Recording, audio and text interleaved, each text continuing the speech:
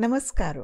विश्व कोंकणी यूट्यूब वाहिनीचे कोंकणी कथालोकाचे समस्त वीक्षकांक आत्मीय स्वागत. आयची कथालोकांतू हांव भरलल कळसो म्हणल्यार एक काणी सांगता. वी गोवर्धन हांणी बरयलेली चंदमामा दुखून हांव विंचिली. एक गांवांतू धा एक जन मित्र आशिल्लींची. नारायण म्हणून भारी एक श्रीमंत मनीस. लागीं आशिल्ल्या गांवां पैकी तो वची श्रीमंत. ताका ताज्यो अहंकारू. हांव हांगा सकडा पशी श्रीमंत म्हणून.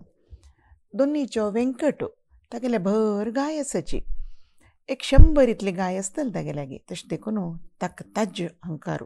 म्हगे लागींची चड गोरवां आसाची. हांगा सकडा लागीं 5, 10, 2, 3 आसतली. तिन्नीचो मल्लया म्हणून तो पैलवान. तो कोणाल्या कुस्ती गेल्यार तो वची विजयी जाता. तशें जावन ताका ताज्यो अहंकारू. हांवची हांगा व्हडलो पैलवान म्हणून. एक पंता तांणी तेगय ओट्ट मेळून रामनवमी खातीर भद्राचलां वचच्या भायर सरताची. फुडें कालांत चमकून वचूं न्हू यात्रे वतना. तांणी चमकून रात्री एक छत्रा येवन पावताची. थंय राबताची. थंय आनीक मनीस येता. तो येवन हांगे लागीं उलयताची, तुमी पुरा कोण, खंय वता आसाची म्हूण निमगीता. तेन्ना तो नारायण सांगता, तूं आयक न्ही म्हगेलें नांव नारायण म्हणून. हांगा सुत्तमुत्त आशिल्ल्या गांवांत हांव न्हू श्रीमंत म्हूण सांगता. वेंकट सांगता, गोरवाल खबर येता तूं म्हगेलें नांव आयकून आसतलो वेंकट म्हणून. म्हगेल्या 100 गाय आसाची म्हूण सांगता. मल्लय सांगता, हांव पैलवान मल्लय न्हय, म्हाका पळयतना तुका कळना म्हूण सांगता. तो हांसता मनीस. त्या दिसतांनी थंय राबताची.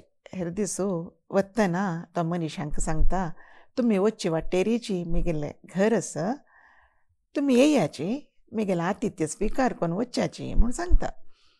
हांनी अहंकारान तागेलें नांव कसो म्हणूय निमगिनाची, तागेलें घर खंय म्हणूय निमगिनाची. यात्रे मुखार शिता चिके दूर येतना तांकां एक व्हड मैदान दिसता. त्या मैदानाक सुत्त बेली घाल्या. तांतू भितर 1000 गटल्यान गायो तण खातर आसाची. तेन्ना वेंकट लेखता, येद्या व्हड मैदानाक कशे खातीर बेली घाल्या आनी इतली गोरवां, कितली गांवतल्याल गोरवां हें इत्या सोडलां एकडे हाणू म्हूण लेखून तो लागीं आशिल्ल्या एक मनशाला निमगीता. कितली गांवतल्याल गोरवां आसा हांगा, कशे खातीर हांगा बेली घाल्या म्हूण निमगीता. तो मनीस हांसतर सांगता, कितली गांवतल्याल गोरवां न्हय, एक मनशाल गोरवां. शंकर माम म्हूण एकलो आसा. हें मैदान सगळें तागेलेची. गोरवांक हेकड तेकड वचना तशी बेली घाल्या म्हूण सांगता. हांकां आश्चर्य जाता. कोण तो शंकर माम म्हणून, खंय आसा तागेलें घर म्हूण निमगीताची. पळय दूर एक रूख दिसता न्हय, तें शंकर मामाल घरा आंगणाचें तुदेर आसचें रूख. ताजे मागीर व्हड आंगण, ताजे मागशें तागेलें घर आसा.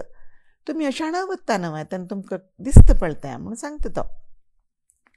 हांकां एक उमेदी, कसो घर पळोवंक गेलें म्हूण पळय तांणी वतन पळयल्यार व्हड आंगणा मागशें एक व्हडलें घर दिसता.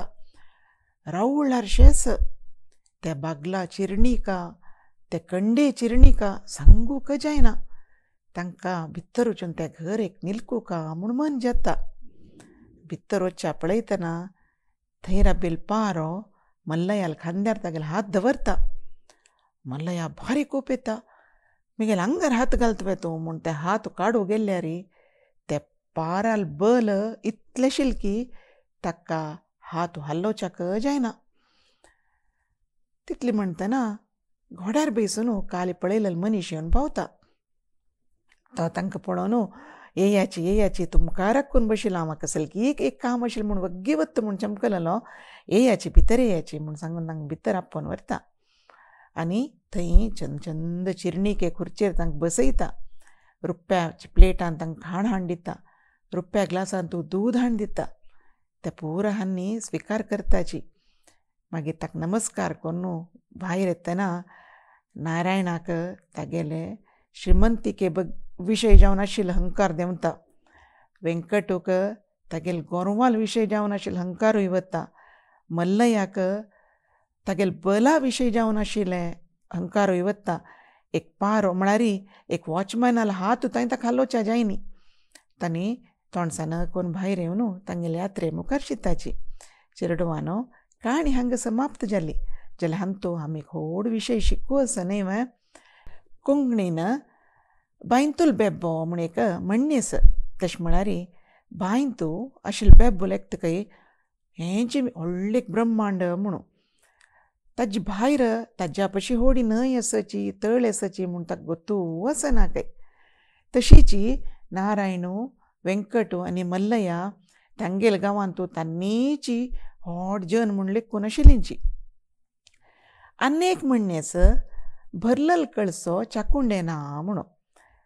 म्हळ्यार मस्त विचार आशिल्लो मनीसू तागेले विशय सांगून घेना. तशीची शंकर मामू तशी आशिल्लो भरलल कळसो ताका अहंकारू नाशिल्लो. चेडवानो तशीची विनय आनी नम्रता केन्नाय आमी दवरून घेवपा जाता. आमगेले पशी व्हड मनशां आसूं साध्यच न्हू केन्नाय भायर. तशें देखून केन्नाय विनयी जावन आसुका. ही काणी तुमकां कशी जाली म्हणून म्हाका अवश्य बरोवन तिळशियाची. नमस्कार.